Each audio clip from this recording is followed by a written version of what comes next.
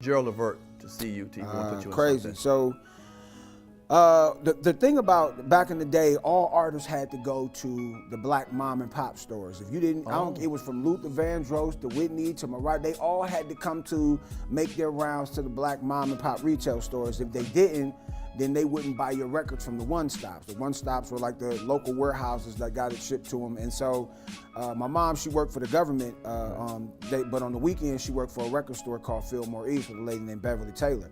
Okay. Gerald lived like right down the street. Okay. So I had been seeing him since I was like 12 or 13 years old, but had no idea what was to come.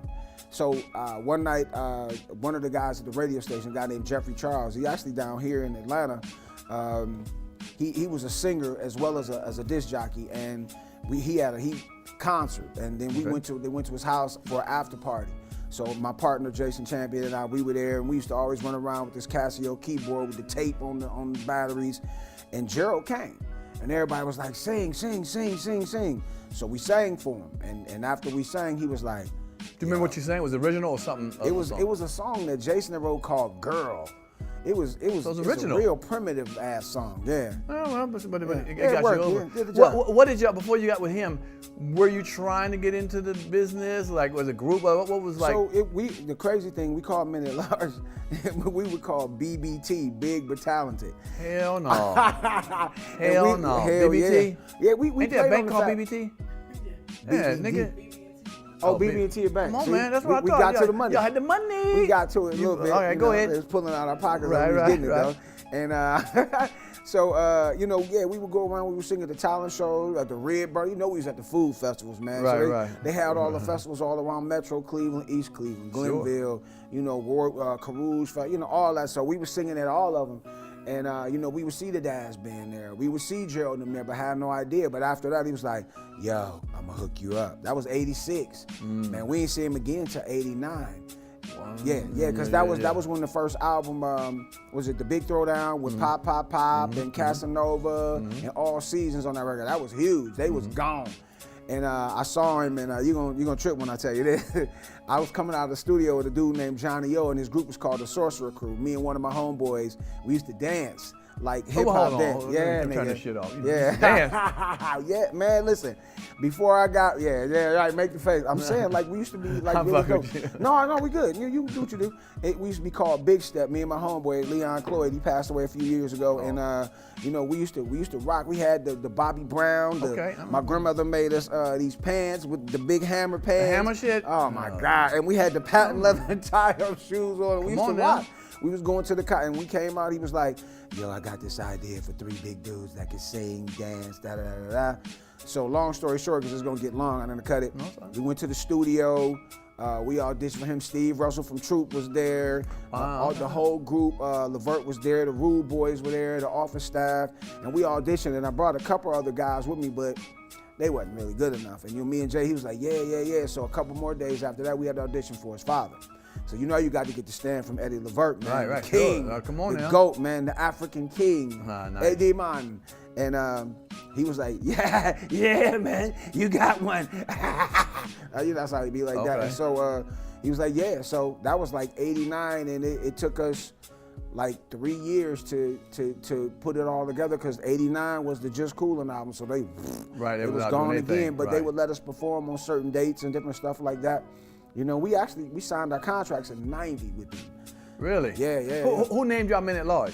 Man, what's crazy, I heard something on the ABC record, man, because we changed our name from Another Bad Creation, you remember? Yeah. Okay, go ahead. So we changed our name from BBT to Boys from the Hood.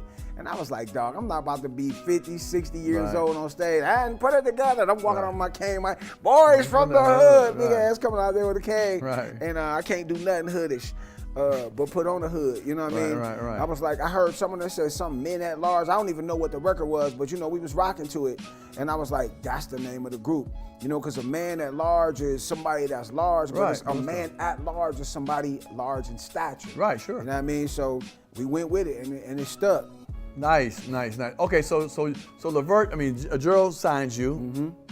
You start getting in the studio to cut your first album with him, right? Yeah. Are you guys the writers, or who writes the songs? Man, Man, you know what's funny about that? They wrote everything, man. We would bring stuff, and he'd be like, man. They is who?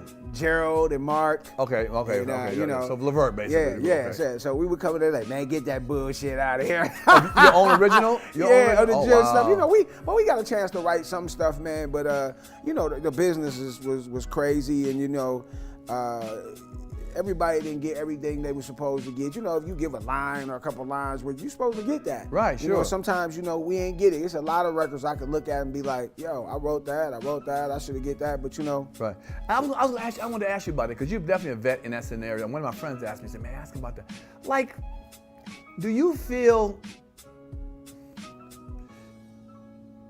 I hate to say it like this because it probably happens, that as a young artist you get taken advantage of? Like they purposely say, well, I'm gonna fuck them, I'm taking a little extra money. That's why they only mess with young dudes. Really? Man, come on, man. Because you're young, you're impressionable, you're sway. I mean, unless you come into the game like a Jay-Z or something like that with money already. Right. You're young, you're impressionable. Your family, y'all can't eat. You might have a baby. Sure. Your mom, you're looking at your mom struggling. She might went through all kinds of stuff. You're like, I got to get this. I got to take this. You know what I mean? It wasn't necessarily like that for us, but when we were in that mode, we were thinking, yo, this is some bullshit. What do you mean? You saw the contract? You said it was some bullshit? We were thinking it was bullshit. After a while, at first, we was just like rocking. We had lawyers and different stuff like that, but the nature of the business back then, I mean, shit, Ray Charles only got 5 cents a record, and how many records he got? Sure. You know what I mean? New Edition, all these cats, we came up through that era. I think the first people to probably break that cycle was Michael Jackson. I think he got a quarter, and Tony Braxton, I think, got I'm not sure, but, we weren't, we just was rolling, man. We was having a good time. We was going around. We was smashing chicks. Right. We was making bread. Right. We was. But let me ask you a question. So here's my thing. Let's say, for instance, record standard is a quarter a song. I mean, however you want to look at it, a quarter of an album. Okay, a quarter. You get a quarter per album. If that's standard, I get it. Yeah. But if that's standard, but someone tried to give you 12 cents, they shitting on you now. Yeah. Why the motherfuckers do that? Like, damn, homie, did you give the man a quarter? Well, first and foremost, it's always a rip-off anyway with the regular. If you sign the regular with the record company, you got a lot of times they got to recoup this and recoup. But deals are different now. But back then, if you sign, so like I think us, Silk, I think TLC, and a bunch of us groups had these same type of deals where we weren't signed directly to the labels, but we were signed through these companies like Silk through Keith, TLC through Pebbles, us through Gerald. And so when you go through that, it starts to break down because they got to get their cut and then you get what's left. Right. That's sure. shitty. No, I get it. Yeah. I got somebody. You know what I mean? Because they got to get their money. And the crazy thing, a lot of these production houses and stuff already have stuff in house. So instead of just doing really like the straight up thing, they would have you recoup stuff.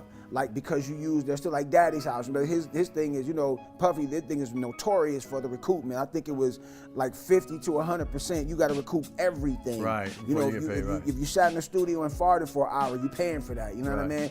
You got a drink of water out of there, and it took you 3 hours to drink it, but you paying for it. You know what I mean? So, the game. But let me ask you a question. But why? Getting a comment. But why is that wrong? If my studio costs you $300 an hour, you in there for an hour, I'm gonna charge you $300. Well, I should not charge you. If you want to just talk with me for 3 hours on a song and talk about bullshit and what thing, you still in my studio. So, facts. So you should know that as an artist. Like, we paying for this. Let's get the song quicker. But you don't though. You don't know what? You don't know.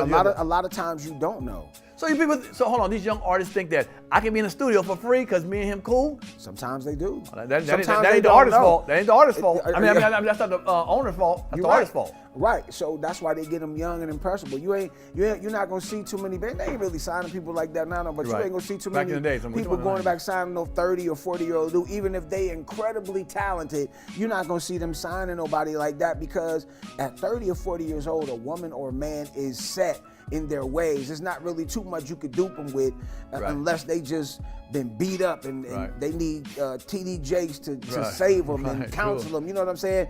You're not gonna really be able to sell them a horse with no legs and say it's a champion sprinter. You ain't gonna be able to do that. Yeah. You mean now? Then too. Okay, but how did they get? I guess they don't want to talk to no other artists. I mean, I would have came to someone like you if I'm about to record. If I know you, my friend, like, what's up, man? Because I figured you as an artist would tell me quicker than a lawyer. Because probably the lawyers probably they just want to get paid. You throw $500,000 on the table, they know they're getting 10% of it. Nigga, you gonna sign this? I don't give a damn. You know what I'm saying? Sometimes it be in their best interest is to say what this person telling them to say. That's what I'm saying, right? That's what I'm saying. To get that $500,000, make you sign that $500,000. The money's on the table. I'm gonna tell you, go on, sign. They cool people, cause I need this 50 racks off of this thing. And you sign it. That's some dirtiness, man. Dr. Dre tried to sign me. I did a thing called "Been There, Done That" video with him, and then he liked me. He wanted to do an album with me, an album. But he offered me $5,000. Was it $5,000? No, he offered me $15,000 for 5 albums.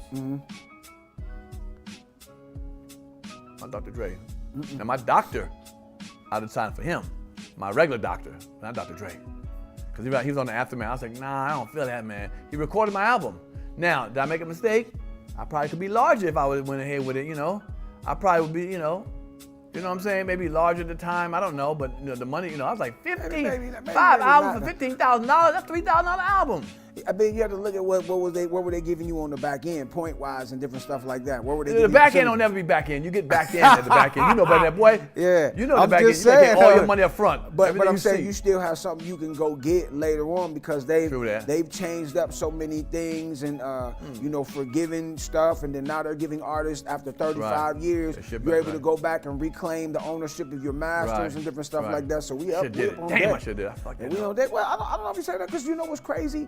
He might have not. My Dr. Dre might not have known what to do with a comedy album unless you were singing and rapping. No. He might not have known what to do, but I'm saying if he was going through Jimmy Iovine and them, it might have been a good situation for you. You know what I'm saying? It could have led to TV, more TV, more movies. You just never know but you don't never know until you jump off the bridge. Right. Hi, Dr. Dre.